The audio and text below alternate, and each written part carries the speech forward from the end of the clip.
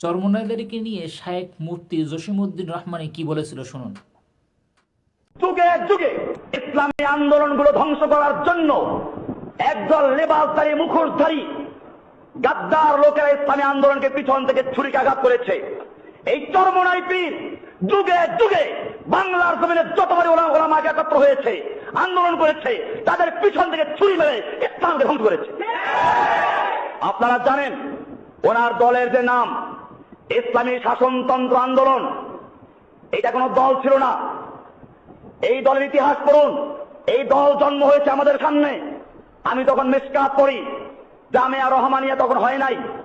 লালবাগ থেকে আমরা এসে জামিয়া মোহাম্মদী হাউজিং এর মালিক হাজী সিরাজউদ্দৌলার দ্বিতীয় তলা বিল্ডিং এ যেখানে সে থাকে, ওই বিল্ডিং এর দোতলায় ওই সময়কার বড় বড় আলেম দেলোয়ার হোসেন সাইদি, শাইখুল হাদিস আল্লামা আজিজুল হক সাহেব, মুফতি আমিনী সাহেব, এরকম চরমোনাই পীরও ছিল। এরকম ভাবে আব্দুল গাফফার সাহেব ঢাকার একজন বড় আলেম ছিলেন, মারা গেছেন।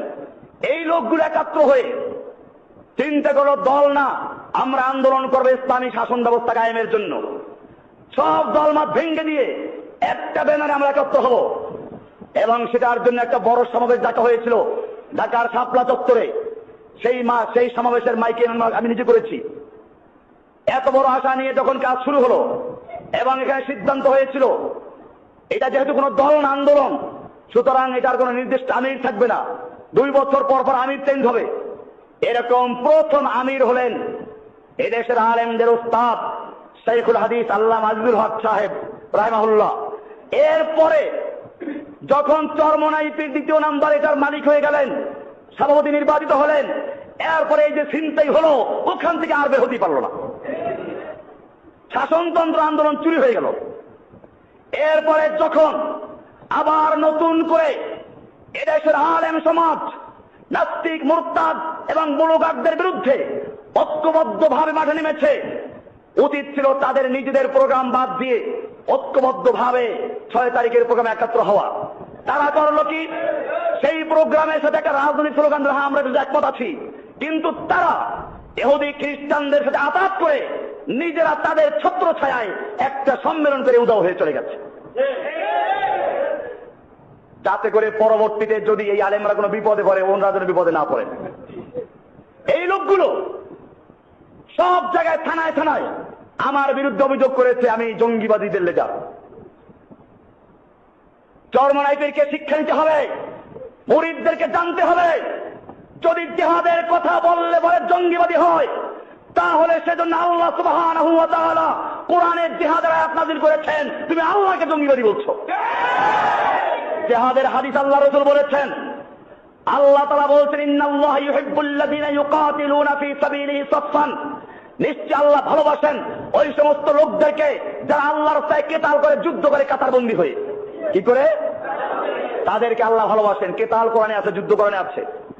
এমনি ভাবে আল্লাহ সুবহানাহু ওয়া তাআলা সূরা তাওবার 111 নম্বরে বলেছেন, ইন্নাল্লাহা আশতারা মিনাল মুমিনিনা আনফুসাহুম ওয়া আমওয়ালাহুম বিআন্না লাহুমুল জান্নাহ ইউকাতিলুনা ফী সাবিলিল্লাহ, নিশ্চয় আল্লাহ তাআলা মুমিনদের জান এবং মাল ক্রয় করেছেন জান্নাতের বিনিময়ে। ইউকাতিলুনা ফী সাবিলিল্লাহ, তারা আল্লাহর রাস্তায় কেতাল করে, যুদ্ধ করে। আল্লাহর কাছে বিকৃত মাল হস্তান্তর করবে কেমনে সেটা আল্লাহ বলে দিয়েছেন। ইউকাতিলুনা ফী সাবিলিল্লাহি, তারা আল্লাহর রাস্তায় কেতাল করে, যুদ্ধ করে। ফায়াকতুলুনা ওয়া ইউকতালুন, তারা মারে আর মরে। মারে আগে, তারপরে বুঝা গেল খালি হাতে যাওয়া যাবে না। আল্লাহ পরিষ্কার বলেছেন ফায়াকতুলুনা ওয়া ইউকতালুনা, তারা মারে আর মরে। মারামারি আছে কিনা কোরআনে? এমনি ভাবে আল্লাহ সুবহানাহু ওয়া তাআলা প্রায় 400 আয়াত নাযিল করেছেন। আল্লাহর নবী মুহাম্মদুর রাসূলুল্লাহ সাল্লাল্লাহু আলাইহি ওয়াসাল্লাম যুদ্ধ করেছেন। তোমার বুঝে না আসলে বদর, উহুদ, খন্দকের ইতিহাস পড়ো, বুখারী হাদিস পড়ো।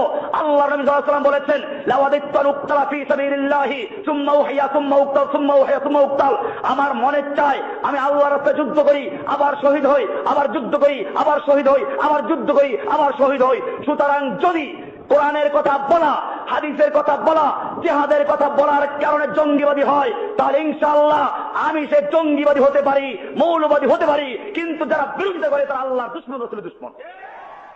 আপনি মুখে বলতেছেন যে আপনি ইসলামের জন্য রাজনীতি করেন, কোরআনের জন্য রাজনীতি করেন, আল্লাহর জন্য রাজনীতি করেন, কিন্তু আপনার হাবভাব দেখে, আপনার কথাবার্তা শুনে মনে হয় আপনি সব কিছু একাই জানেন, আপনি বড় নেতা, আপনি সব কিছু, আপনি অন্যকে সম্মান করতে পারেন না, ইসলামের জন্য আপনি নিজেকে ত্যাগ স্বীকার করতে পারেন না, তাহলে আপনি ইসলামের রাজনীতি করবেন কি করে?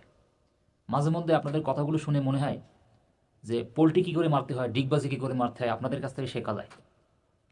তা ভিডিওটা সর্বোচ্চ শেয়ার করে দেবেন এবং কমেন্ট অবশ্যই আপনার মূল্যবান মতামত রেখে দেবেন।